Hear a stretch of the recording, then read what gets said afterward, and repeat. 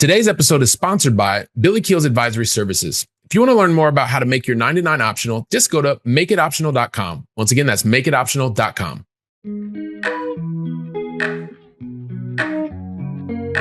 Helping you build freedom without losing your edge. This is the Going Long podcast with Billy Keels.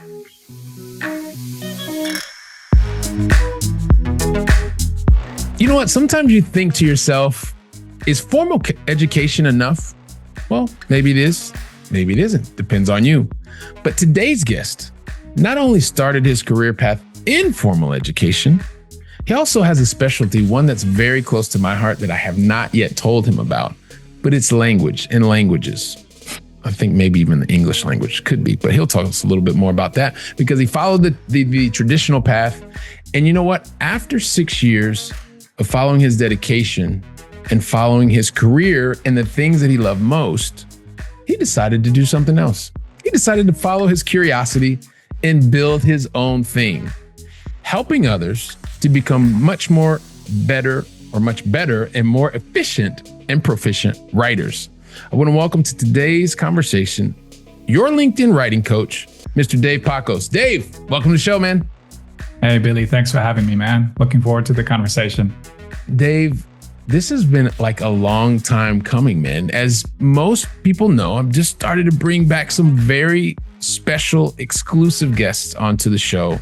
And the things that I've seen from your story and that I know about you personally, I know are going to help so many people around the globe today. So, and I've still got a little secret that I haven't told you, but many in the Going Long family already know about. But I've highlighted a couple things about you, about your career path, and also about your life choices.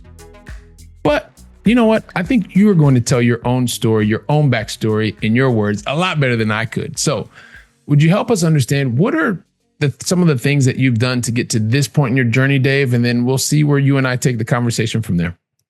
Sounds good, man. So my career started about, I'd say like 15 to 20 years ago when I decided to become a school teacher. And the reason I did this back then was mostly because I didn't see any other option. And school teacher sounded like a safe job with a safe salary, with lots of benefits, and just like what everyone else around me was doing. So it's simple as that, but that's the reason, or these were the reasons why I decided to become a school teacher. So I started for 5 years and then worked as a teacher for 5 to 6 years. And at first it was like a cool job, right? I was super happy to finally get my first salary back in 2017, 2018. But over the years, like over the first 3 to 4 to 5 years, I realized that something felt off.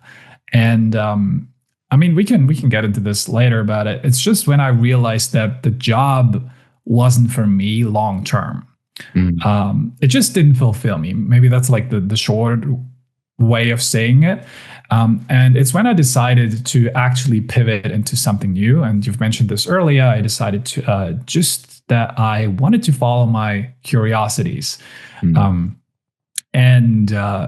The next step after the school teaching era was a freelancing activity that I've done for almost 3 years now. I'm still like having some jobs every now and then, but really kind of dropped this thing. And I started creating explainer videos, like animated explainer videos 3 years ago.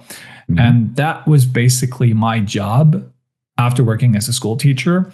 And you can tell it's something entirely different, right? Because I was basically just a freelancer selling my time, but I made money and I was super glad not to be standing in the classroom anymore.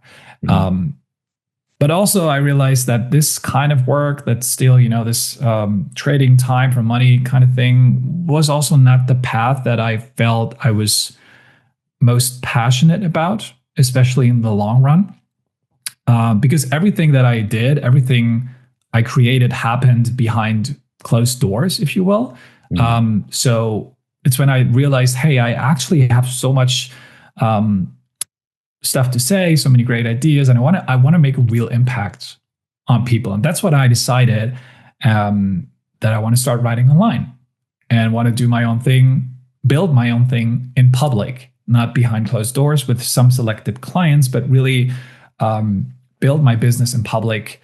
And this is like a super kind of fast track to where we are right now today, where I am on LinkedIn, writing almost every day and helping entrepreneurs grow their audience on LinkedIn too, with the stuff I've learned over the past 2 years. Well, you know what? And there's so many different things about what you've just unpacked that so many of us, and I speak for us, meaning that also too was in a secure role, big company, and it was the path of least resistance. I like to say a lot of times, or the easiest path, the path that everyone else takes. And there is a lot that says when you've studied the same amount of time that you were actually in your career, and you decided to do something else, you decided to make a pivot, right? And I want to dig into that part because there's so much that happens, regardless of what industry you work in. When you've done a lot of studying or you have this secure type of role, like that's what they say, go get a secure job, great benefits and all that. Did you ever heard that, right? I'm sure you heard that from family and friends. 100 times, man. 100 times. So I think that there's a lot of challenge when you're able to succeed and you're able to get that type of a role. And maybe you could share just a little bit of your experience, whatever you're comfortable sharing, of course, but what was it like knowing that you had this voice that was saying, do something else, when probably your family and friends were going to say to you, like, no, just stay the path. Like, just keep on this path. How was that like emotional bit for you? Yeah, that's a great question. And the funny thing is that the voices I heard weren't primarily from family members or friends, but from my own head. Because I was fortunate enough, or I am still fortunate enough to have a very, very supportive partner and a very supportive family. So my parents, even though my parents, they kind of worked in a completely different times and eras, where it's like, and my dad is the best example for this. He has never changed his employer for 45 years, Billy. Can you imagine this? Wow. So he started in 70 something, and just retired like 3 years ago. Same employer, 45 years. So for him, and also to my mom, she did change her employer like twice in her career. But anyway, it was not normal to come to them and say, hey, by the way, I'm actually planning to quit teaching. But to my surprise, they were more like, curious and more like, oh, yeah, cool. We're sure that you have thought about this, and we're sure that you're going to make the best out of it. And the same is true for my partner. But as I've mentioned before, the biggest kind of, the most critical voice was inside my own head.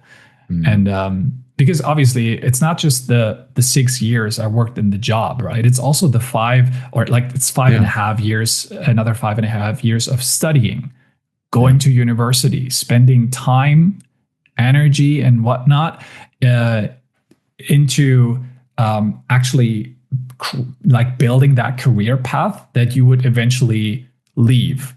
And just realizing, to be honest, there were many times where I thought, oh my God, I have just wasted 10 years of my life. And I say this, which sounds super hard, but I say this also knowing that, of course, it wasn't all wasted. You know this. I know everyone who's listening knows this. It's never really wasted, because you learn a lot. And I'm pretty sure I wouldn't be here today, or wouldn't be where I am today if I hadn't had these experiences. But it still feels kind of strange, to just to finish up on that. Yeah, sure. It feels strange to know that I have a master's degree in education, and it's worth, like, for the thing that I'm doing today, it's not worthless, but it doesn't mean anything. Like, no client ever asks me, hey, before I start working with you, can you show me your credentials? They don't care, right?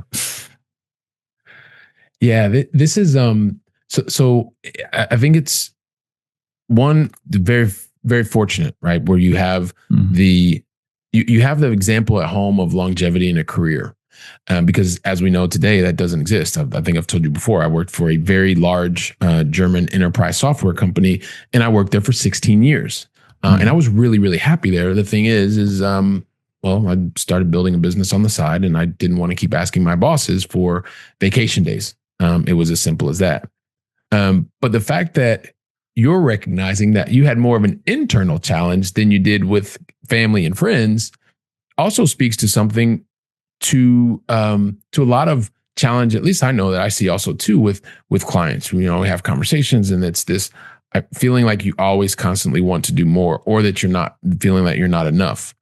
Can you talk to us a little bit about as you were going through that, maybe some of the internal talk that you had going on to yourself before you decided to, and we'll come to the next part, but just because I think we don't give enough conversation to what you talked about, that we usually, when you're a high achiever, you're harder on yourself than everybody else is. But can you talk to some of that, please? Sure. And maybe let me just address one more thing to your prior question, because even though I've mentioned that family and friends were super supportive, I still had those people who asked me, are you sure about this, Dave?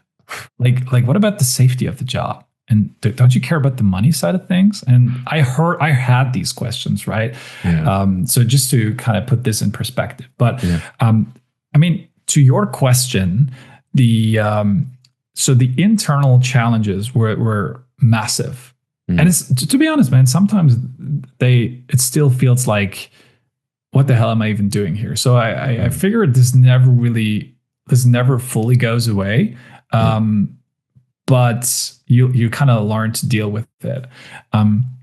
What I've found, what helped me navigating those first months and years of doing my own thing, were a couple of things. One is that luckily money was never an issue for me.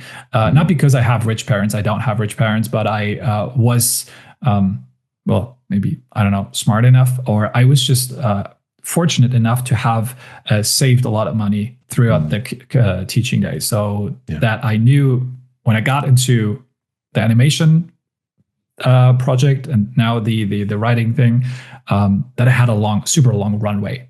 Yeah. That was super, super kind of, what's it called? Like relaxing to know.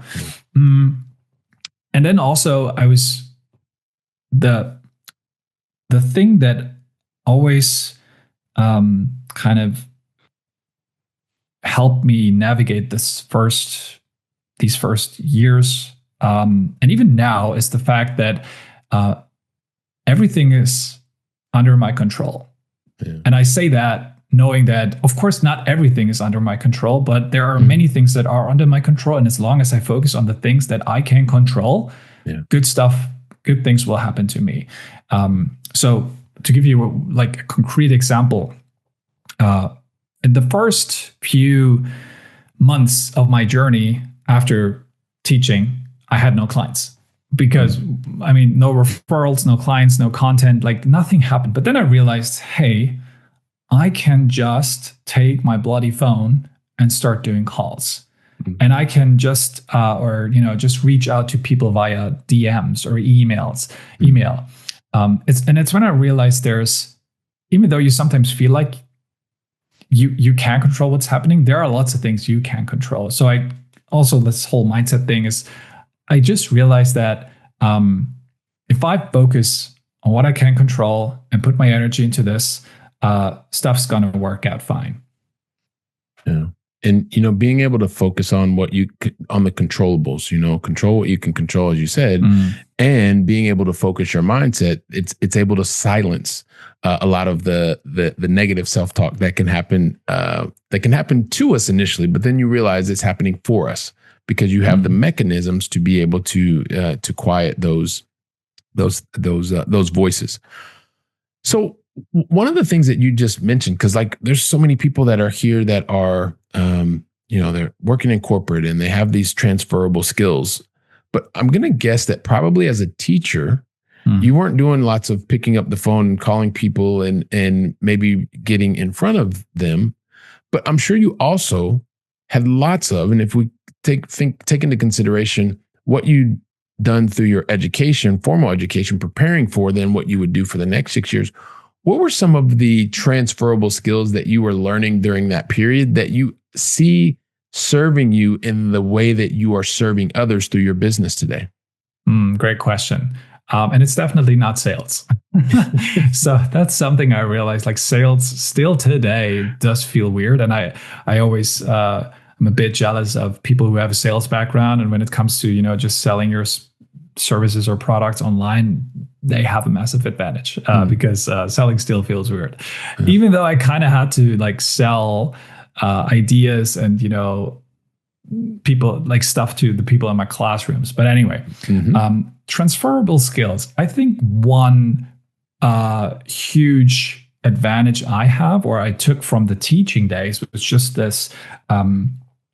Well, for one, this whole idea of structuring not only my day, but also structuring stuff in general. Like I'm a huge structure guy. I love just having things make sense and, putting order into stuff. And just right now, as I'm refining my curriculum for my program, it just helps me like seeing the bigger picture and realizing, okay, this has to come first, then this has to come second, this has to come third, and so on and so forth. So this is nothing that's like sounds super sexy, but just being able to structure stuff and see order in chaos is something that helps.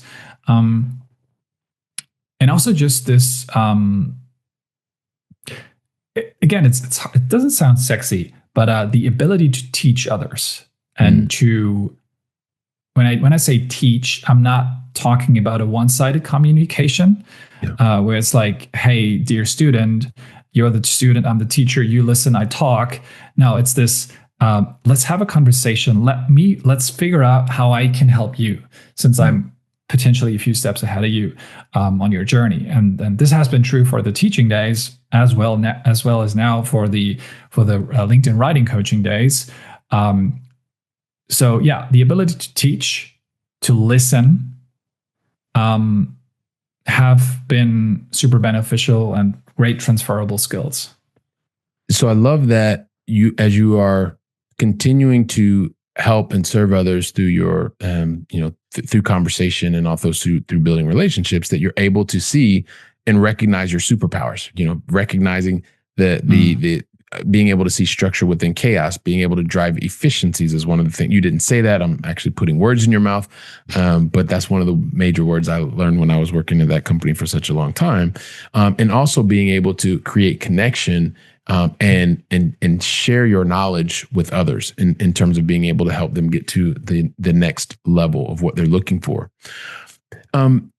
Dave, if I can, I want to ask a little bit of a different question, because a lot of times when you are building a business, right, you've got your job and you're building a business, or maybe you're just building your business.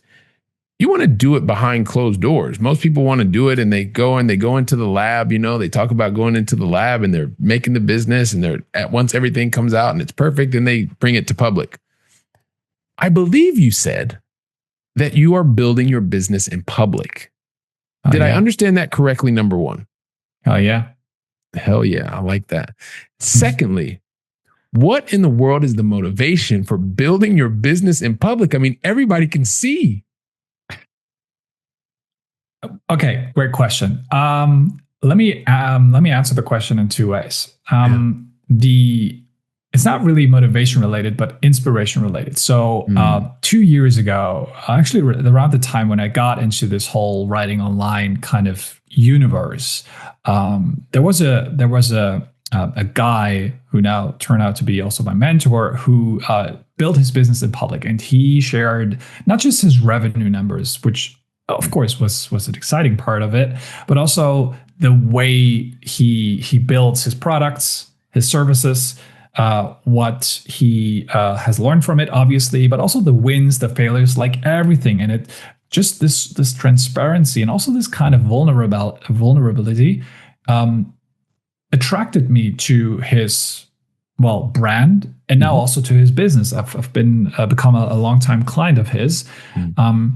So that's like one thing. I saw this from somebody else and was like, that's fantastic. It definitely had an effect on me. So I'm assuming that if I build my business in a similar fashion, it will also attract other people who say like stuff like, hey, this Dave's super transparent, honest, trustworthy guy, right?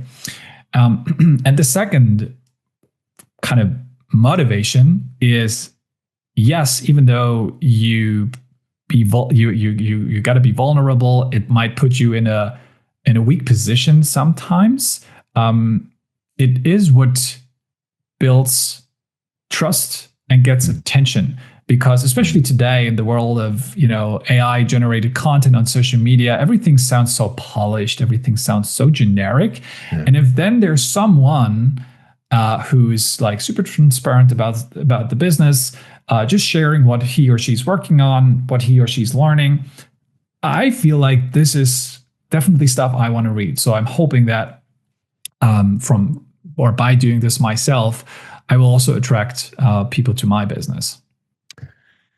That is such a great source of inspiration for you. And I love the way that you are already seeing that if someone else had a similar model, and that model and that transparency actually helped move you towards their world, towards their company, then in order to be able to replicate to attract someone like yourself, you're able to replicate a similar type of system.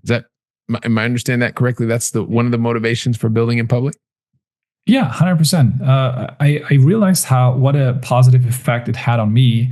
And also because I have been, I mentioned this earlier, I entered the scene about 2 years ago. And there were all these creators bragging about their numbers and just, talking about how cool they were. And then there was this one guy, and I'm sure there were lots of others, but I can remember one guy specifically. And he was just like super transparent about not just about how much he made, but also about the wins and the losses, every lesson he learned. And I found this so intriguing, where I was like, this is such a great way to not only build a business, but also to build trust. It was like this immediate boost of trust that I had towards this person, because no one does it. Few people do it. So I was like, that's my thing. It's gonna be my thing. Yeah. Well, it's definitely your thing. I've been watching you, and I know I'm gonna suggest that the Go Along family check out your LinkedIn profile and find out more about you. But so there's this thing that I was gonna mention to you, and I don't think we've ever discussed this, Dave, but that we have something in common. And do we? Yeah, we do. Well, we've got a number of things in common, but one of the things that, as an American guy who's been living in Europe for the last almost 25 years now, I tend to really enjoy languages. So much that I've learned how to speak Italian. I've learned how to speak Catalan language, is what they speak here in the area that I live in, Spain. I speak French fluently, and also Spanish. The last 7 years of my corporate career, I worked in a Spanish and Catalan only. And as an American guy, I kind of stood out, right? Because I was in this, like, everybody speaking Spanish and Catalan, and I'm the guy who's like not obviously from the region. But when I put my effort, energy into learning, into perfecting, before I knew it, during that 7-year span, I was actually creating relationships and transacting business deals. The largest one was about $25 million that I did in Spanish and Catalan language with a team, but I had to do it in a foreign language. And so every single day I was thinking, speaking, writing in Spanish or Catalan language, right? It just became the norm for me. Right. And so a lot of times people on the outside, at a certain point, they kind of forgot, well, Billy's actually not a native Spanish speaker. He's just learned how to perfect his craft in the area of sales. And I'm just wondering, because probably people don't even notice it, but as you are primarily, from what I understand it, working in and helping others online, in primarily everything you produce is in English, and maybe I'm making a jump here, but how has that served you to be able to conduct interviews like we're doing now in a language that's not your own, in terms of inspiration and being able to show others what is truly possible? Okay, let me start by saying that this is a fantastic question. So, okay, the first thing I want to say is I have been overthinking this for way too many months and even years. So, writing in English, because obviously my native language is German. And as a little fun fact, the first post I ever put on the internet was in German, and posts, not just posts, but posts, completely flopped. And I decided, hell no, I'm not going to go with German, even though it's my native language. Yeah. And it took me then another few months to kind of step into the arena of actually just writing in English, because this shouldn't come as a surprise, but there are definitely more people speaking English on the internet than there are people speaking German. And if you want to impact many people, also attract many people to your brand, and well, you got to go with English. So that's what I did. And it was scary at first, man. I got to tell you. And it still kind of feels weird sometimes. Writing, not so much, but these like interviews like these, even though it's like super chilled and fantastic, it's still like, I'm excited. Am I going to use the right words? How does this sound? Like, do native people will think, what's he even saying there? Like many of those kind of faulty beliefs that your mind makes up. Like you can't talk in English, or you can't write in English because it's not your native language. Or, I mean, the same must have been true for you, right? You can't negotiate a sale even if it's not your native language. Yeah. But as silly as it sounds, but I realized that for one, I was making stuff up because I used to be an English teacher. So I studied the language for 6 years. I've been to Australia for half a year shortly after I quit school. Yeah. I can't speak the language. I was just like making stuff up why I couldn't write in that language. And the other thing is, I thought I was a special snowflake for being the German guy who writes in English. But then I realized there are unbelievably many people who are no native English speakers, and they speak and write in English. Yeah. So let's just keep all this faulty beliefs to the side, or put them to the side, and just start writing in English. That's what I thought to myself, and has worked really well.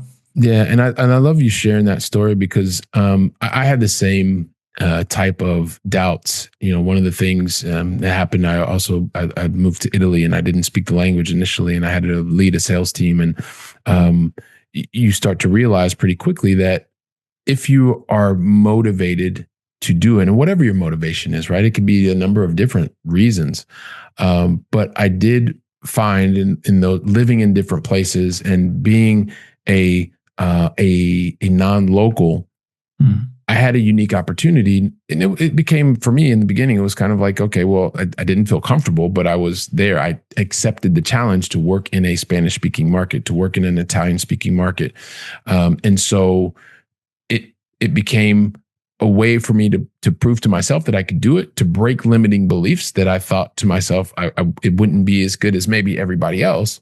But you start to realize that when you put in the reps and you put in the work, anything really is possible. I mean, anybody who's listening or watching, you have two examples of individuals who are non-native English speakers or non-local speakers making a positive impact on the markets that you choose to put your mind, effort, energy, and passion towards. Anything truly is possible. Like I believe it. I know I said there was something I wanted to mention to you, and that's what I wanted to mention to you. So nice. I love this. Yeah. So it's just, it's one of those things. Dave, and we've talked about how the number of reps that you've put in and how you're helping others. But I really would like for you to talk to us about how you are helping others through writing. And I know you to help give us an idea of like some of the people that you're helping. I know they're business owners and they're people that are working in their companies. And what are they really wanting to do, and why are they looking to get some additional assistance from you? Nice. So what they really want, as with most people who have a business, they want to grow it, and they want to grow it online through different channels. My preferred channel is LinkedIn, or not preferred, but the channel I spend most of my time and energy with is LinkedIn. And that's what I help my clients with. So as you've mentioned, there are entrepreneurs, SaaS founders. One is a founder of just like a physical product company. And they have running businesses, but they want to leverage LinkedIn to build awareness for the business, obviously to attract more clients, and also and we've talked about this before, also to make an impact with their ideas. And the way I help them is basically through a program that I run. It's called Premium Writing Coaching. It's a 3-month program where we basically, the bread and butter piece of the program is that I help them write content. So that means that they get my writing frameworks, my writing systems. They write the content depending on how much they want to and can write time-wise. And then I come in and I'm just sort of like a content sparring partner in that sense, where I help them just point towards, the weaknesses and also the strengths of their writing, and then improve the voice and the writing together. And eventually the outcome and the goal thereafter, and I'm helping them get there, is attract more clients to the business and to grow the business. So yeah, that's what I've been doing for the past year almost, with lots of happy clients, and it's great work, man. I'm enjoying it. Well, I love that you're working closely with founders, as you talked about, and you gave us a couple of different profiles. And I think if anyone who's listening to this right now, if I don't ask the question that is probably the most obvious question in the world that you probably get all the time anyway, people would be upset with me. So I have to ask you, there's this whole thing, artificial intelligence, right? How do I ask the question? So how do you view artificial intelligence as it relates to the writing space? And maybe give us something that most of us are not really thinking about artificial intelligence in terms of the way that it can or should impact writing or someone's writing. Yeah, fantastic. I was wondering if we are going to address the big elephant, the AI elephant. Sure. So, okay. AI has entered the scene like 2 or 3 years ago, and many people use it. Many people use it to write their content and their comments and their DMs. And I think that's a terrible idea. And that makes two of us. That makes 2 of us. Fantastic. Because look, this is nothing new, but if you really look at how AI writes, you will quickly realize that it does sound super generic, super polished, and oftentimes not as a human person would talk. And does that mean that I avoid AI at all? Hell no. I think AI is fantastic, but I use it just for different use cases. And let me just share how. So the rule is we're not going to use AI to crank out content, being like, hey, ChatGPT, write me a post about leadership. No way. This is going to create crap. Yep. Sorry to use the word now. Yeah. Crap in, crap out, man. That's it. Crapping. What I like to do, outside from a writing perspective, is I like to use work together with AI to brainstorm ideas, to build my program, to refine it, to get feedback on the stuff that I have already written. And now we're getting into the writing sphere where it's like, I use AI, for example, to edit my writing, to get me critical feedback on the stuff that I just put out. So in essence, I would say, don't use AI as a ghostwriter. Use it as a thinking partner, as a collaborative partner with your writing. That's what I've been doing since day one. That's what I've been doing with my clients, and it's been going really well. Okay. Well, I appreciate that perspective, right? Because you are investing so much of your time in terms of writing, in terms of creating frameworks and helping others. And I mean, I cringe, you cringe whenever you see that post that's written. And I'm not going to say I've never done it. Like, I've done it in the past, and it's just like, I don't even want to do that ever again, even if it does save me a whole bunch of time, because this is just not me. This is not. Anyway, so yeah, definitely dedicated to the craft and wanting to continue to improve in that area and understanding the thought process. And as you said, using artificial intelligence, or specifically LLMs, as a thinking partner, as a somewhat of a, to help create other ideas and things like that. So I really appreciate you sharing that. And Dave, like, I want to keep talking to you forever. And guess what? Because I know how to get in touch with you, I can. But I know time is of the essence. So what I do want to just kind of think about is how quickly the conversations go by. And I think to myself, I'm like, oh my gosh, when you're in this point and you have your career and you feel like everyone around you is saying this is the path to take, you invest the time to learn your craft, and then you have the opportunity to actually go out and teach as the thing that you wanted to be able to do. But then you started realizing that, you know what, just wasn't fulfilling anymore. And so you took a path that I think many think about, but you didn't just think about it, you actually did it.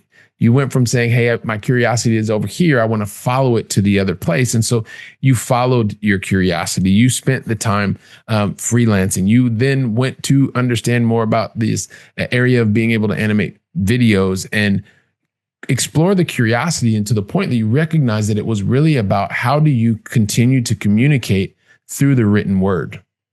And what I really, really like is that it's through the written word in a language that you continue to put your time, heart, effort, energy to perfect, which I think is absolutely fantastic. And even though at home you had models that had been in one role for 40 plus years, or maybe just two roles over probably a very similar period of time, you were willing to say, hey, look, you know what? I've done the work. I've been able to create the lifestyle that would allow me to pivot, move into another area. And as you continue to work your path, you continue to assist and help other clients online, turning not just LinkedIn. LinkedIn is just your bread and butter, but I know you also help clients that are in other different spaces.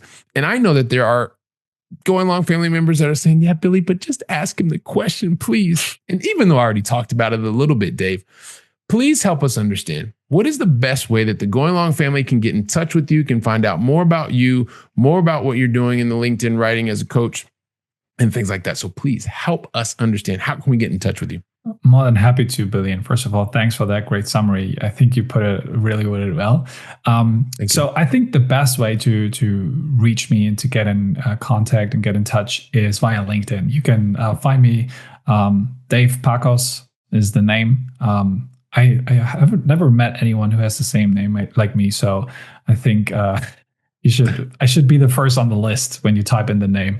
Then let's get in touch via LinkedIn, send a DM, say hello, and let's take it from there. All right, fantastic. So here's the thing that I have to ask of my Going Long family. You're here, you're watching, you're listening consistently. Dave has just shared his story. He's helped you understand how he's helping others that are just like you. So when you reach out to him, not if, but when you reach out to him on LinkedIn, do Dave a favor. Let Dave know that you've already invested time to learn more about Dave, his journey, and specifically why you're reaching out. Because it's going to help you, it's going to help Dave to continue the conversation in a much more, not only efficient, but much more effective way, because now you have a point in common, which is here, the Going Long podcast. So, Dave, I do want to say thank you from the bottom of my heart for deciding to invest your time with me and the entire Going Long family. Thank you so much, Dave. Thanks for having me, Billy. I appreciate you, man. All right, perfect. Going Long family, thanks so much. And we'll see you back on the next episode. Thank you.